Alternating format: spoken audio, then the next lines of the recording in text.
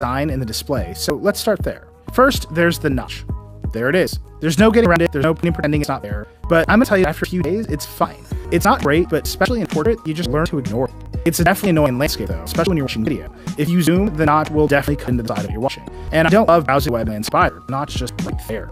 This is a phone designed to be used in portrait. You'll also notice a large black border around the display, which is pretty polarizing. A lot of people show the phone to hate it, but I actually think it makes the bright colors of the display pop. It's a very different design decision than Samsung curving the screen to eliminate the bezel. Apple's highlighting what the bezels remain. Apple gets the white and silver model of the iPhone 10 review. Although Apple says a bend on the outside is better than surgical grade stainless steel, mine already has scratches and dings. And all we've really done with it is take photos and videos of it. So I wouldn't expect this phone to remain flawless if you don't have a case. Aside from the removal of the home button and large screen, the rest of the iPhone 10 looks a lot like the iPhone 8. There's the mute switch and volume buttons on the left, the sleep button on the right, and a glass back the camera bump. The camera bump is huge. It's actually bigger than the bump in the 8 Plus on a smaller body, so there's just no getting around it. Apple lead into it and tried to make it a design element, which you will either love or hate. It's kind of grown on me though. And of course, there's no headphone jack, which sucks on every single phone that omits it.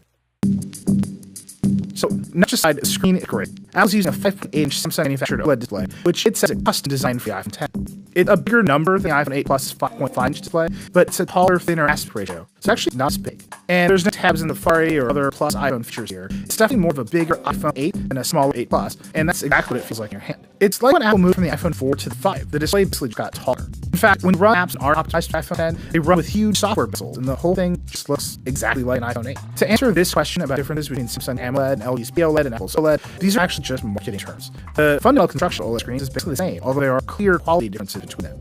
And I have to say that the iPhone 10 is at the top of the class when it comes to quality. I keep saying the iPhone SE is the best and most accurate phone screen out there, and the iPhone 10 looks just as good, if not better. It's way brighter, it's super vibrant, and it basically looks like pixels directly under your fingers. It doesn't have crazy neon colors of Samsung phones. iOS just does better color management than Android, which is just starting to do it, and I think you can see it here. The display uses a diamond pentile pixel layout, which means every pixel on the screen shares red, green, and blue subpixels with the other pixels around it. That's different than by the iPhone LCD, which has dedicated RGB subpixels for the pixel on the screen. Now, a lot of people don't like pentile screens, and to be honest, I have not liked them in the past either, but you can't really tell with the iPhone 10 unless you're using a really tight macro lens, which, of course, we did. Apple says it's doing a bunch of custom anti-aliasing and pixel rendering to make this display work better than other Samsung pentile OLEDs, and honestly it shows. This screen really does just look great. Looking at the iPhone 10 side by side with the iPhone 8, I think the 10 is noticeably cooler, and it's a little bit softer, which I think makes it slightly easier to read text, especially for a long time. Check this out though. Turning on Apple's True Tone color calibration on both phones doesn't make them look the same, which it should. I asked Apple about this, and they told me the 10 has a 10-channel light sensor, and the 8 only has a 4-channel sensor, but the 10 is more accurate. I still think it's pretty strange how different they are though. The screen isn't perfect. Every OLED screen should colors off axis, and the iPhone 10 is no 7. It definitely gets bluer if you tilt the phone back and forth along either axis, but it's nothing like the Pixel 2 XL, which goes blue if you shift the phone in your hand a little bit. It's one of those things that doesn't leap out at you, but you'll notice it if you're looking for it. A lot of you asked us about burn-in, and I haven't seen any yet, but it's early, so I asked Apple about it, and they told me that they've also done a ton of work with the screen and operating system to limit burn-in. Every OLED screen eventually does suffer burn-in though, so we're just gonna have to wait and see if the iPhone 10 really is better than competition. By far the most questions we got were about Face ID. Now I'm just gonna answer this one up front. You don't have to use it, you can just leave it off and enter a passcode.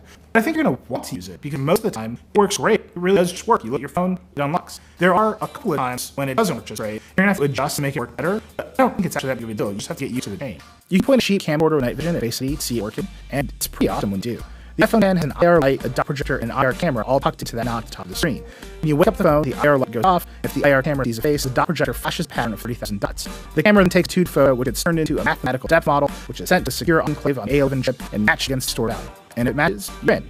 It all happens really fast. All of this means that Face ID works just fine in the dark. It's shining its own little IR flashlight on you.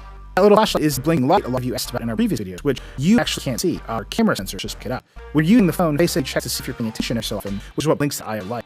If you're not paying attention, the phone aggressively dims the screen and eventually goes to sleep to save the battery. It's a neat trick. Now, there are some situations where it doesn't unlock. In a previous video, I had some problems walking around in bright sunlight and under some fluorescent lights. And a lot of you pointed out that I was holding the phone kind of far away from myself as I walk around, which is how I normally hold the phone. And it turns out you might be right. I asked Apple about it, and they said the optimal distance for Face ID to work is 25 to 50 centimeters, or about 10 to 20 inches. And that's a little bit closer than I normally hold my phone. Here, I actually have a measuring tape here, which is great. And we can just take a look. So here's that, here's 20 inches. And this is definitely a little bit closer than where I normally hold the phone. And when I'm laying down in bed on my couch, I actually hold my phone a little bit closer than 10 inches normally. Face ID struggles. So you have to adjust how you're gonna hold the phone, where you're holding the phone to make it work better. You also have to look at pretty directly, which means unlocking while the phone is sitting on a table is out unless you look over the phone. You got a bunch of questions about Face ID privacy, but I don't think there's much to be worried about there. Face ID never really takes or stores a photo of your face. The regular front camera is only used to set up so you can see yourself. The IR photo is just used to generate the depth map to compare the stored value, and nothing ever gets to Apple. It's just a bunch of numbers stored in a secure part of the processor. Now, obviously every system can hack, but you shouldn't worry about a bunch of photos of your face being sent out or whatever. It's just not how it's designed.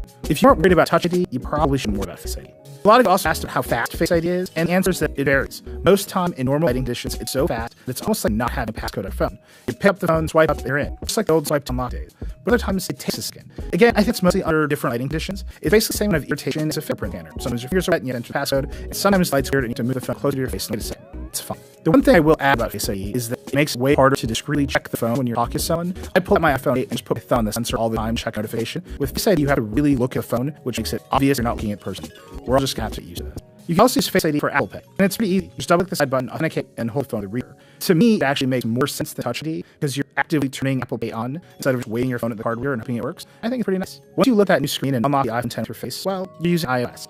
Apple told me they didn't want to make any drastic changes to the main iOS experience because they thought the removal of the home button was enough. You're going to have to learn a whole bunch of new gestures just to navigate this phone. You got a lot of questions about this gesture too, and once you get used to swiping out to unlock the phone, it's easy to get used to swiping up to go back to the home screen. You have to swipe from the bottom, so if you're playing Temple Run or something and you swipe from middle, you're going to be fine. I haven't accidentally swiped to go home yet. If you want to switch apps, you either swipe along the bottom of the screen or swipe and hold. You'll get a little haptic bump and the App Store will show up. It took me a minute to figure out how to do that move consistently, and a little bit longer to figure out how to consistently use reachability. Actually, lots of you asked about reachability, which is a feature on iPhones that bring the top of the screen down to make one-handed usage easier. I use it all of the time on my 8 Plus, and it's still here. Only now you swipe down about halfway up the icon dock from home to care. I couldn't get this trick at all, and something finally clicked, and I sort of figured it out, but I'm definitely still not perfect at it. I think it's going to take some time to learn. Once you brought the UI down, you can swipe on either top corner to open Notification Center or the Control Center, which is nice. I asked Apple why Notification Center is a sheet and Control Center is an overlay, and they told me that's philosophical. Control Center is supposed to be an always there widget, and Notification Center is supposed to be another screen slots down. Whatever it is, I think it's really messy to have two different interface patterns with the same action at the top of the screen. I really hope Apple just cleans it up. Since there's no home button, you open Siri by holding the side button. Siri is still Siri, which means it's still not great, but there it is. You take a screenshot by holding the top volume button and side button together, and you turn the phone off by holding either volume button and side button and then swiping the power off. Sounds complicated, but it's pretty easy to figure out. Screenshots don't have the notch, just a big blank space where the notch is on the phone. And that's a pretty good metaphor for the screen in general. There's a lot of extra space at the top, and generally a lot of extra space at the bottom, which means the usable area of apps is way closer to the iPhone 8 than you'd expect. In fact, apps that aren't optimized for the iPhone 10 run with giant software bezels that basically make the phone look like an iPhone 8. You'll run into a lot of unoptimized apps if you buy this the right way. Gmail, Google Calendar, Spotify, and more all run software bezels. App says it's helping app developers update, and the tools make updating of the 10 a lot easier than the previous cycle for the iPhone 6 side screens, but we'll see how it goes. I think a lot of apps will update quickly, more will trickle out over the next year, and then there's just going to be lots that take forever. Delta took like 2 years to update for the iPhone 6.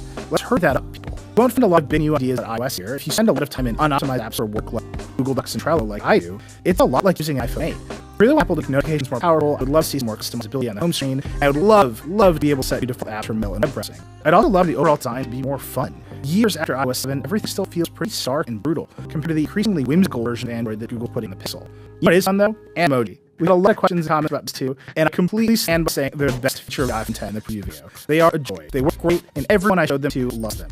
Emoji work by lighting up true IR camera and object, but it's not nearly as hardcore as Face ID. There's no depth map or secure stuff. It's just motion tracking 50 muscle groups on whatever face it sees. The only time it doesn't work great is when you try to wink, and Apple told me they know about this and suggested I get better over time. Whatever. I love Emoji, and I'm not afraid to say it in the form of this talking monkey. Now that we have iPhone 10 and Google Pixel 2, we're going to do a super in-depth camera comparison video, but here's what I tell you right now. The iPhone 10 has basically the same camera as the iPhone 8, and the photos look almost exactly the same. And I tend to prefer photos from the Pixel 2. The back of the iPhone 10 has two optically stabilized 12-megapixel cameras, one with an f1.8 wide-angle lens and the other with an f2.4 telephoto. That's upgrade from the 8 Plus, which has an f2.8 non-stabilized telephoto lens. That stabilized telelens is great. These are probably the best zoom photos I've ever taken on a phone. The two rear cameras allow for portrait mode, which works as well with portrait mode in 8 Plus, and also supports portrait lighting. The front camera supports portrait mode and portrait lighting, but I don't think it's very good. Regular photos in the iPhone 10 are fine, and some of them aren't even great, but I think Pixel 2 take more evocative photos with better contrast. The iPhone dual rear cameras definitely produce better portrait mode photos than the Pixel, and Pixel definitely produces better portrait photos from the front camera. And I don't think the Samsung Galaxy Note 8 hold a candle to either the iPhone 10 or Pixel 2. All in all, these are both excellent cameras, and it really comes down to personal preference and how much you value that zoom lens. I think I prefer the Pixel 2 cameras, which just seem to produce absolute winners more often. But like I said, we'll be doing a deep dive video with these cameras soon. Apple says the iPhone 10 should get 2 hours more battery life than the iPhone 7, and while it's been pretty hard to test this week while we were running screen and cameras full tilt for this video, I've been pretty impressed. OLED screens generally draw less power than LCDs, and they got great battery life with the iPhone 8, which shares most of the same components as the 10. So, just based on what I've seen this week and based on what I know from the iPhone 8, I would expect to go about full day with the iPhone 10. Just like the iPhone 8, the iPhone 10 scored Qi wireless charging, which means if you have a car like the BMW M550, you can just drop it on the pad and it'll charge up where you go. This car also supports wireless CarPlay. It's one of the first on the market to support the new feature in iOS 7, which lets you connect CarPlay without plugging in a cable. So all you gotta do, turn the car, you can drop it on the pad down here, wireless charging light is up, in just a second, CarPlay shows up. That is the dream. I've been wanting that to happen in a car since the first day I ever got a phone. It is so awesome it works. It works great in this car. I will say, getting out of this spot, sucks. BMW should definitely work on that, but I will take it. So that's the iPhone 10. It's a great phone. It's probably the best iPhone ever made. It's thin, it's powerful, it's beautiful, it's full of really interesting ideas about all these cameras on a phone are supposed to do. I think the OLED display looks great, but it's still an iPhone. It runs iOS 11, pretty much the same as